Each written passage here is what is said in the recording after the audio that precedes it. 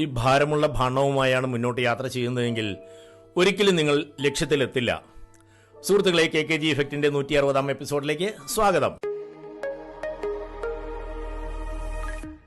ഒരു യാത്രക്കാരൻ നടന്ന് തളർന്ന് വഴിയിൽ കണ്ട ഒരു ആൽത്തറയിൽ ക്ഷീണിതനായി ഇരുന്നു.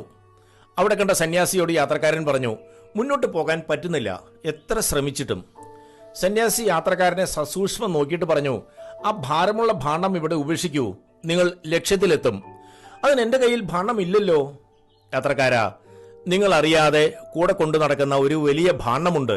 വിഷമങ്ങളും പരാജയങ്ങളും ആരോടൊക്കെയോ ഉള്ള ദേഷ്യവുമൊക്കെ കുത്തി നിറച്ച ഭാണ്ഡം. അതിനെയാണ് ഉപേക്ഷിക്കാൻ പറഞ്ഞത്. സന്യാസി തുടർന്നു, ജീവിതയാത്രയിൽ മുന്നോട്ട് കുതിക്കണോ അതോ ഈ ഭാണ്ഡവും കെട്ടിപ്പിടിച്ച് ഇവിടെ ഇരിക്കണോ? യാത്രക്കാരൻ ഏതാനും നിമിഷങ്ങൾ ആലോചിച്ച് നിന്നിട്ട് പറഞ്ഞു, ശരിയാണ്, അങ്ങ് പറഞ്ഞതുപോലുള്ളൊരു ഭാരമുള്ള ഭാണ്ഡം ഞാൻ ചുമക്കുന്നുണ്ട്. അതിന് ഞാൻ ഇതാ ഇവിടെ ഉപേക്ഷിക്കുന്നു. എൻ്റെ ലക്ഷ്യത്തിൽ ഞാൻ എത്തുമെന്ന് ഇപ്പോൾ എനിക്ക് ഉറപ്പായി. സുഹൃത്തുക്കളെ, നമ്മുടെ കഴിഞ്ഞ കാലത്തെ ദുരനുഭവങ്ങളും ദേഷ്യങ്ങളും വിഷാദങ്ങളുമെല്ലാം ഒരു ഭാരമുള്ള ഭാണ്ഡം പോലെയാണ്. അത് നമ്മളെ മുന്നോട്ട് പോകാൻ അനുവദിക്കില്ല.